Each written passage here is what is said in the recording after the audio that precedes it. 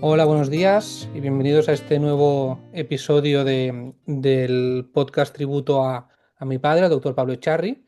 Y hoy, bueno, también es un súper honor tener al doctor Javier Vara. Él es odontólogo y médico especialista en cirugía maxilofacial. Bueno, tiene un currículum súper extenso, es el director del área de cirugía maxilofacial del Hospital Mutua Terrassa, tiene práctica privada en el Hospital Universitario Sagrat Cor, colabora en la universidad, además es presidente de la SCOE, pero además es un gran amigo de profesión, es de las personas que mejor me llevo de la relación que tenía con mi padre. Y también es el primer cirujano, la primera cirugía ortognática que yo fui fue con él. Y así como anécdota, antes de darte paso, me acuerdo que me enviaste una fotografía del paciente, me dijiste, mira qué bien está. Y yo lo vi el día después de la cirugía, que estaba súper claro, hinchado y tal, y dije, "Fua, pues si esto se considera que está bien, y cómo será cuando está mal, ¿no?". Además, también me acuerdo que el día de mi boda me enviaste un vídeo de una paciente que habíamos operado 2 días antes, de la paciente felicitándome por la boda. Bueno, hay tantas anécdotas, Javier, que nada, te quería agradecer el dedicar este ratito y aprovechar también para todas esas palabras de cariño que siempre tuvo mi padre contigo, de además de un médico y un cirujano espectacular, lo súper bella persona que fuiste, como nos ayudaste y nos estás ayudando durante todos estos años. Mm, Bueno, lo primero de todo es muy emotivo esta entrevista, porque yo ya no solo con tu padre, sino con vuestra familia, ¿no? Tengo unos lazos que se remontan hace más de 30 años. Cuando yo era residente de cirugía maxilofacial en el Hospital Germans Trias de Badalona, aparecía una persona que era tu padre con los modelos, un articulador SAM, y nos venía un poquito a decir, este paciente hay que operarlo y yo creo que hay que hacer esto y lo otro. La verdad es que tu padre era una persona para mí muy avanzada, que le encantaba la docencia, le encantaba enseñar, pero sobre todo lo que era humilde, muy humilde, y le gustaba escuchar y enriquecerse, lo cual daba signos de lo inteligente que era esa persona. Por eso yo creo que llegó donde llegó, ¿no? Mm. Mm, nos motivó y nos enseñó porque realmente yo cuando llegué allí, los casos de cirugía ortognática más o menos se operaban a ojo. Veíamos que los modelos más o menos articulados decían, bueno, pues a ojo tiraremos esto para adelante, esto para detrás. Él no, él ya tenía sus cefalometrías, ¿eh? Tenía su articulador, nos hacía ya férulas para saber dónde tenían que encajar, férulas intermedias y férulas finales. Él era un avanzado en ese sentido y tenía mucho interés, ¿no? Llegó a desarrollar hasta un propio bloque para la cirugía, un articulador especial. Bueno, era una persona que a mí me encantaba reunirme con él, pero me encantaba por eso, por todas esas cuestiones, porque era una persona que lógicamente te aportaba siempre con una humildad extraordinaria y siempre mostrando amistad, ¿no? Ujú. Y eso es algo que a mí se me ha quedado y que le estoy súper agradecido. Tanto fue así que cuando yo acabé la residencia, fíjate, ya fue él, mi suegro, que en paz descanse, ya hice un curso con él y me dijo, tienes que hacer un curso con Pablo Echarri. Entonces me fui a hacer un curso de ortodoncia en vuestra consulta en Badalona Ujú. y en la calle Museo, me parece que era, ¿verdad? Sí, Estaba sí, sí, sí, ubicada, sí. ¿no?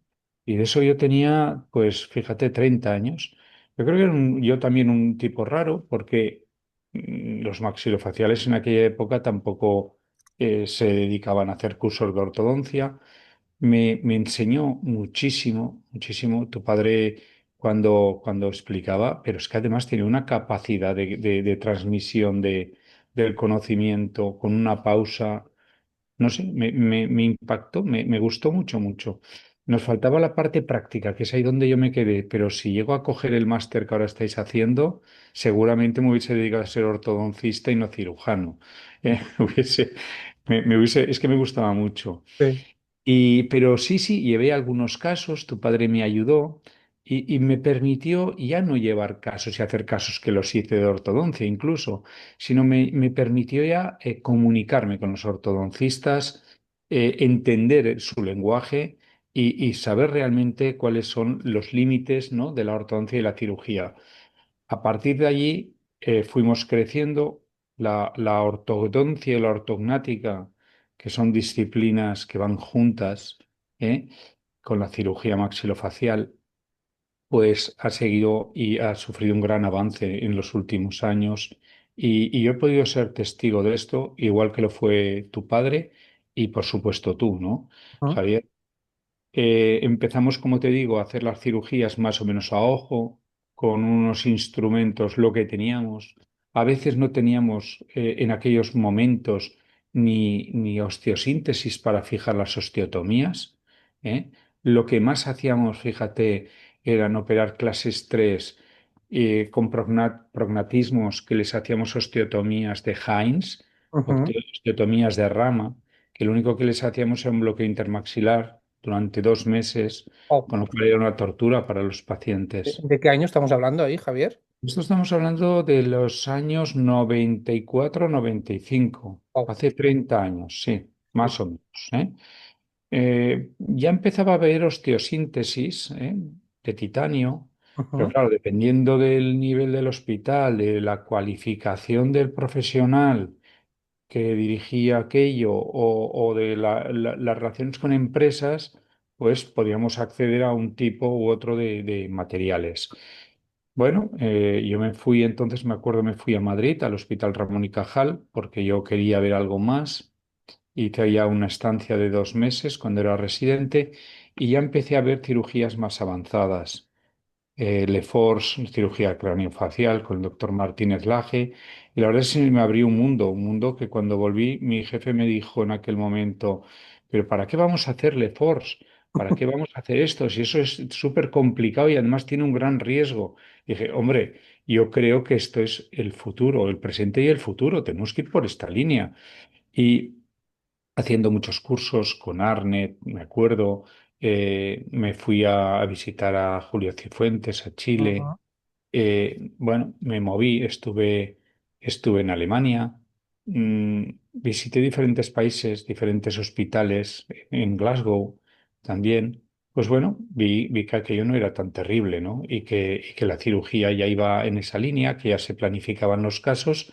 Y empecé, me acuerdo que mi primera cirugía ortognática bimaxilar la hice en un paciente privado que tenía un síndrome de Binder. Y oh, me ayudó un buen amigo que está en el Hospital Clinic, Eloy García, 10. Y bueno, los dos allí estábamos empezando, ¿no? claro. Y teníamos lo que teníamos. Pero bueno, que el caso fue bien, ¿eh? Y yo, pues claro, donde yo estaba solo, en un hospital en Tarragona. Me costó arrancarlo, me Claro. costó tirar para adelante, pero bueno, yo pienso que el tema del esfuerzo, de la lucha, del sacrificio y sobre todo el querer avanzar, ¿no? Y el querer estar en vanguardia, pues me llevaron a seguir haciendo casos, algunos en Canruti cuando volvía como adjunto Ujú, y después en los hospitales donde he estado, ¿no? Hice alguno en el Hospital de Mataró y después en Hospital Platón y ya cuando me marché al Hospital Sagrado Corazón, que estuve ahí de jefe durante 10 años del servicio, pues hice bastante cirugía ortognática. muy bien. La cirugía ortognática ya la planificábamos y hacíamos la planificación con férulas Ujú, para saber más o menos la posición, el buen encaje, el buen engranaje de los maxilares. Empezamos a hacer ya no solo Lefors y osteotomías de mandíbula, sino que hacíamos osteotomías segmentadas del maxilar superior, que eso también fue un gran avance, claro. atrevernos a hacer osteotomías de este tipo. También desarrollamos y hicimos Porque en ese herpes. momento, Javier, perdóname, estamos hablando de los reforzos segmentados se hacían con cirugía de modelos de yeso. Totalmente, Claro, o sea que eso era totalmente. una aventura, una aventura. O Y lo sea, ahí hacíamos, las manos del cirujano eran, vamos, fíjate que básicas. cortábamos el maxilar con una fresa de bola, ¿vale? Y íbamos con mucho miedo porque, claro, podíamos crear una comunicación, o sea, teníamos que ser súper prudentes. Claro. pero bueno, yo me acuerdo del primer caso que hice, que aún lo tengo en la memoria grabado, que cuando hice la osteotomía segmentaria, hubo un canino que al darle con el escoplo se salió, ¿eh? Wow, Y lo reposicionamos y no pasó nada. Son cosas curiosas, ¿eh? sí. Quedó ferulizado, es como hicimos un reimplante, pero se reinervó. La paciente la vi al cabo de 15 o 20 años, estaba perfecto. ¿En endodoncia? Pero lo mal que lo pasas, ¿no? Cuando te pasan estas cosas, cuando estás empezando, porque, claro, en aquellos momentos éramos unos avanzados, ¿no? De esto te estoy hablando ya hace 20 años. Sí, Pues realmente, bueno, dices, no osadía, pero sí valentía, ¿no? Para tirar para adelante, con el poco conocimiento que nos rodeaba. claro, Algo parecido nos pasó con los implantes hace 30, ¿eh? claro. Pero bueno, pues decidimos que ese era el camino. Ya te digo, mucho curso, mucha formación, mucho escuchar, mucho hablar, con gente que ya lo estaba haciendo, también incluso con Federico, que yo creo que es una de las personas, Hernández Alfaro, que Claro. más nos ha impulsado y nos ha movido en este campo, ¿no? Ujú. Y, y bueno, compré, me acuerdo, hace la intemerata de años, ya no me acuerdo, un bisturí piezoeléctrico. Eso fue un gran avance. Lo tenía Federico, yo siempre he sido una persona me ha gustado tener tecnología a punta Ujú. y pensé, ostras, pues esto puede ser un gran qué, porque igual que hacíamos lefor segmentados y vamos con mucho miedo de no lesionar la mucosa, Claro. el bisturí piezoeléctrico te ofrecía la posibilidad de cortar hueso y no dañar tejido blando. Y me lo compré y me acuerdo que los primeros casos se me rompían los insertos y le llamé un día a Federico y le digo, Federico era el Esto no primero que funciona. le digo, Federico, esto no vale para nada. Dice, no, ten paciencia, cuando le cojas la mano verás. Efectivamente, efectivamente, ya tengo la tercera generación de bisturí piezoeléctrico, Ujú. y fue un gran avance. Me encantó, me encanta utilizarlo, tiene una precisión tremenda, trabajas con mucha seguridad para no dañar estructuras. Y bueno, después de eso vino el siguiente avance, que fue el poder planificar la cirugía en tres dimensiones, ¿no? Ya veíamos cómo eran los maxilares antes de proceder a su cirugía, ¿eh? Tenemos sistemas de planificación de Dolphin, por ejemplo, Ujú. ahora también está en Nemotec, Sí. pero estos sistemas, incluso compré un software de Materialize, el OANO, que Ujú. luego se dejó de fabricar, ¿de acuerdo? Pero ya veíamos qué es lo que queríamos hacer, nos daba una proyección de esos movimientos y bueno, ya hacíamos la cirugía. ¿Sabías que fue mi padre quien trajo Dolphin a España? Ah, no, no, no, no, no, Sí, sí, no. sí. Yo Qué tengo bueno. Miquel, que es ahora el representante de Sí. aquí, pues Miquel Valls, ¿no? yo lo conozco desde que era un niño. O sea, Ostras, era empleado de mi padre. Sí, sí, qué sí. bueno. Tenemos muchísimo cariño a Miquel. Sí, sí, ya luego se puso por su lado y ya lo explotó él más, pero sí, sí, sí. Fue mi padre quien lo Qué trajo de bueno. Estados Unidos. Bueno, tu padre es que lo que yo digo, tu padre era un avanzado, se movía por todo el mundo Sí. y siempre buscaba, pues eso, estar en vanguardia. Ujú. Y eso es una suerte tenerlos a personas como él, haberlos tenido cerca, ¿no? Porque quieras que no, te están traspasando, ¿no? Y por eso conectas, por esto estás, en conexión y en línea, ¿no? Entonces, bueno, después del Dolphin, de la planificación 3D, y yo me acuerdo que era que se abrió una ventana nueva y bueno, más adelante ya no solo vino la planificación en 3D con el Dolphin, sino que hoy día La la cirugía verdad es que la guiada. cirugía ortognática la hacemos guiada, ¿eh? Apareció Este, los contigo ingenieros fue biomédicos. al primero que vi, que me acuerdo que en tu clínica, la que tenías en San Andreu, que fue la primera persona que vi en directo.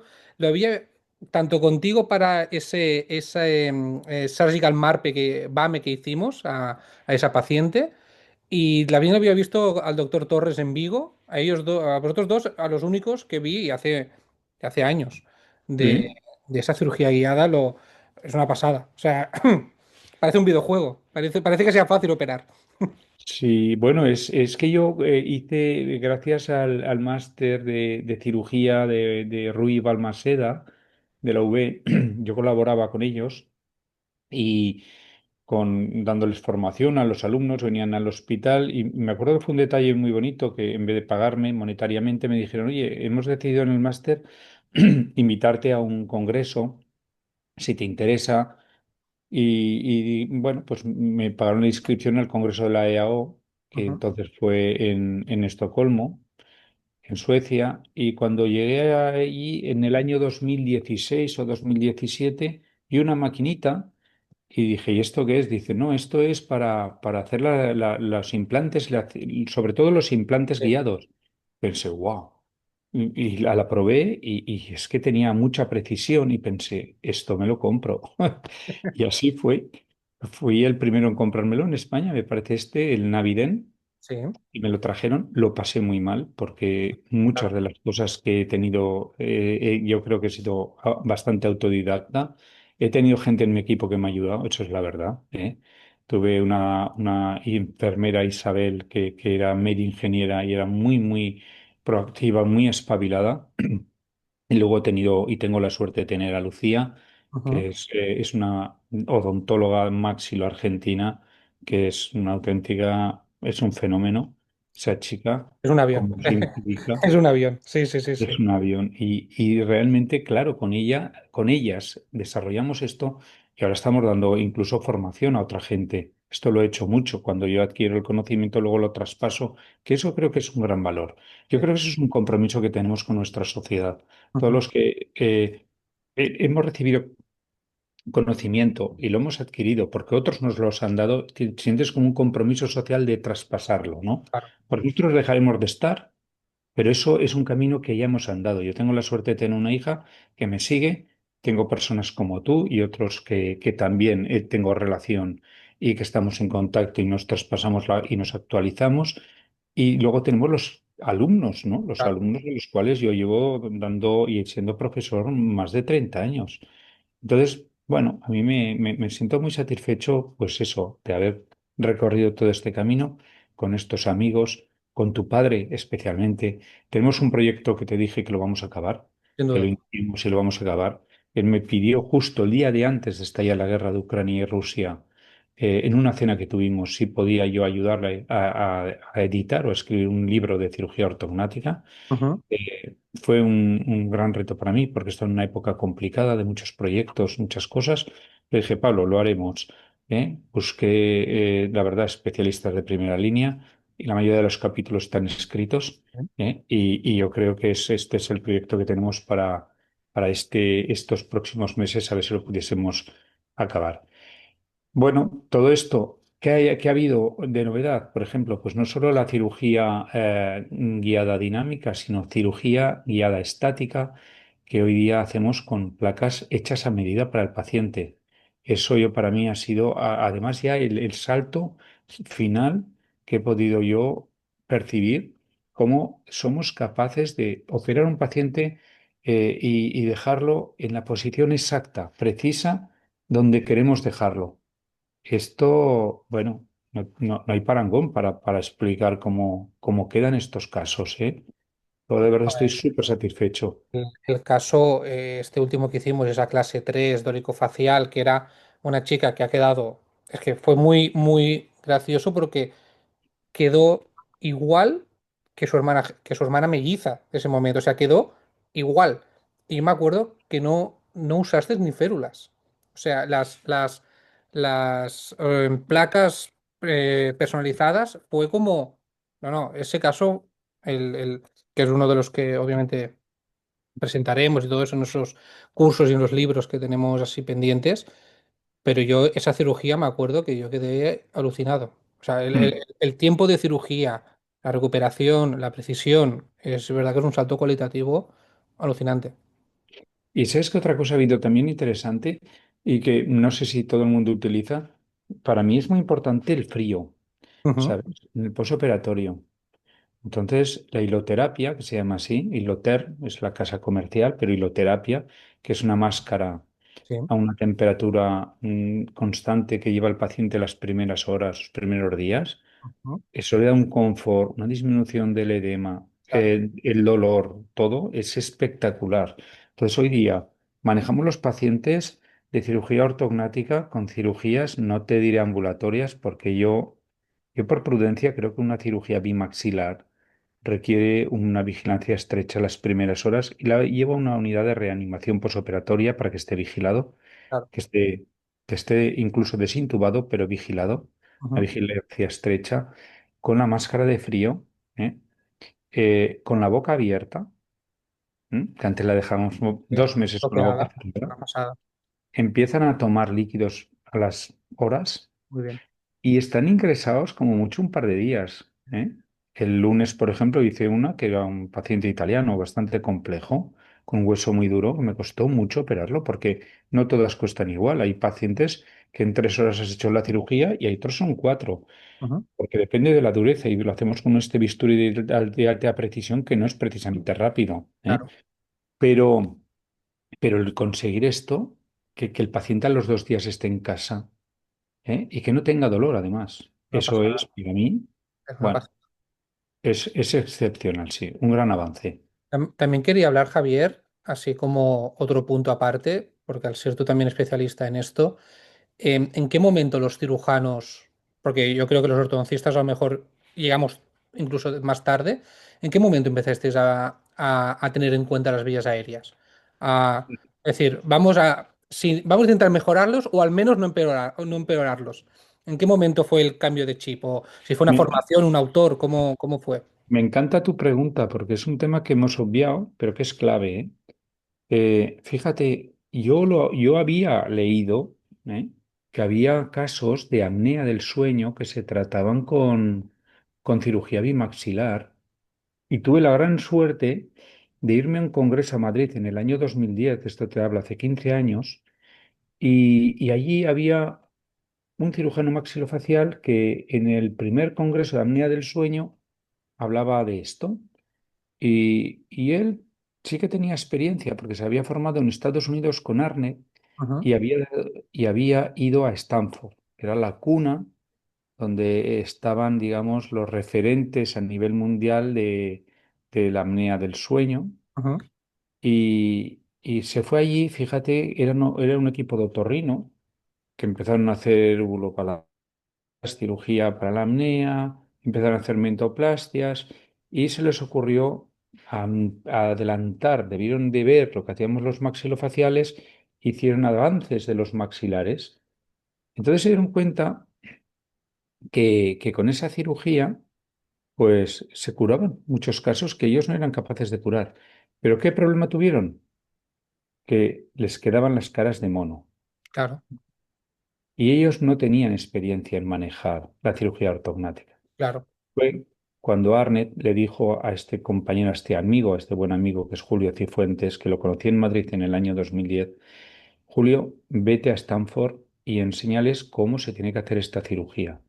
Y así empezó el idilio y primero la relación de amistad que tengo con Julio, que podría ser para mí un amigo como fue tu padre, Ujú, ¿eh? Un cirujano maxilofacial chileno, súper humano, súper generoso, y me fui con él, fui a verlo. Me fui a Chile, a la clínica alemana de Santiago de Chile, 2 veces, y vi lo que estaban haciendo y pensé, esto es otra dimensión. claro, Claro, a partir de entonces no es que lo he leído, es que lo he visto, es que he visto en la sala de espera cómo llega un paciente que lo ha operado hace 10 años, que lo curó, ¿eh?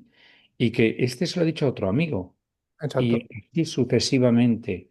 Entonces, claro, para nosotros ahora, mira, el jueves concretamente, el jueves tuve un chaval de 19 años que quería operarse de una cirugía ortognática, tenía la mandíbula para adelante y le dije, mire, es que para operarlo no podemos tirar la mandíbula para detrás, porque Exacto. igual creamos una enfermedad donde no la tiene. Ahora tiene una deformidad, pero no tiene apneas, porque hemos hecho un estudio del sueño.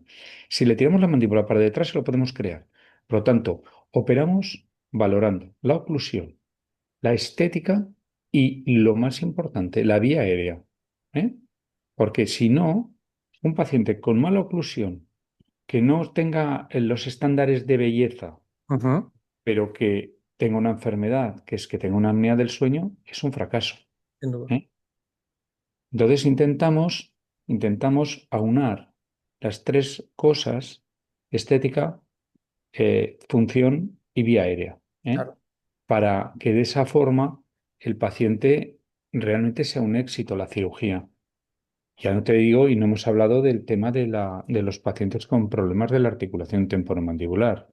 sin duda, Estos, esto requiere ya un capítulo aparte, solo para sin hablar de duda. ellos. ¿Eh? Sí, Y que muchos, y algunos, y muchos, pues se benefician de esta cirugía, ¿eh? Porque tienen mandíbulas pequeñitas, o cóndilos pequeños, oclusiones malas, y que cuando realmente los manejamos adecuadamente, pues vuelven a una vida normal, ¿eh? A una calidad de vida, a poder comer, a poder respirar mejor, ¿eh? Bueno, a sentirse incluso mejor consigo mismos, ¿no? Se aumenta mucho la autoestima. claro, Mm. claro, claro. Es que es un cambio de vida Es total, o sea, espectacular. vamos, Mm. sí, sí, sí. Muy bien, Javier. No sé si nos dejamos algo en el tintero. Hemos hecho como un repaso a 30 años de la cirugía ortognática así muy rápido, pero yo creo que ha quedado como un poco ilustrado toda la experiencia que tienes y cómo, pues eso, ¿no? La relación entre... Yo sí que quería, aparte de la amistad, quería tener el punto de vista de un cirujano maxilofacial para que, bueno, esa relación cada vez tiene que ser más estrecha entre ortodoncista y la cirugía ortognática, porque si bien es cierto que, ahora sí que os lo comentamos rápidamente, esa frontera se está como estrechando con los microimplantes, etcétera, pero a lo mejor yo estoy detectando, después de la experiencia que tengo con las expansiones ancladas con microimplantes, que a lo mejor el ortodoncista ha corrido mucho en querer obviar la cirugía maxilofacial y ha pensado que a lo mejor ya no hay que operar, ya no es necesario operar. Y yo creo que eso es un error.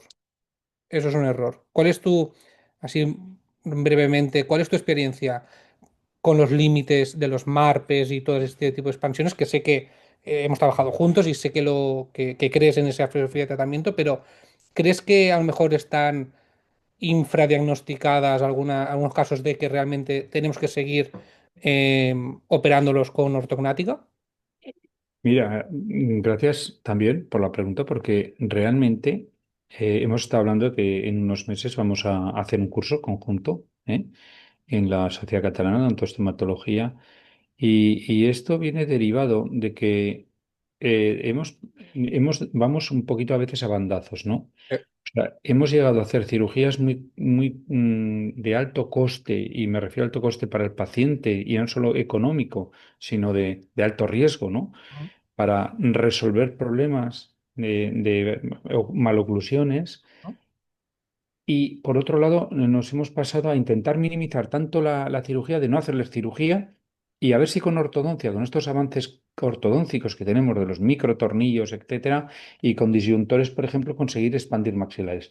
Pero fíjate, va a salir ahora un estudio que ha hecho un buen amigo, Andy Walter, Ujú. donde ha recogido todos los casos que hay publicados de malas fracturas por no haber hecho una pequeña cirugía. Y me refiero a fracturas en base de cráneo.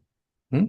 O sea, en pacientes en los cuales se les ha aplicado un disyuntor, microtornillo, se ha ido forzando la expansión, pero se ha creado fracturas a veces con secuelas.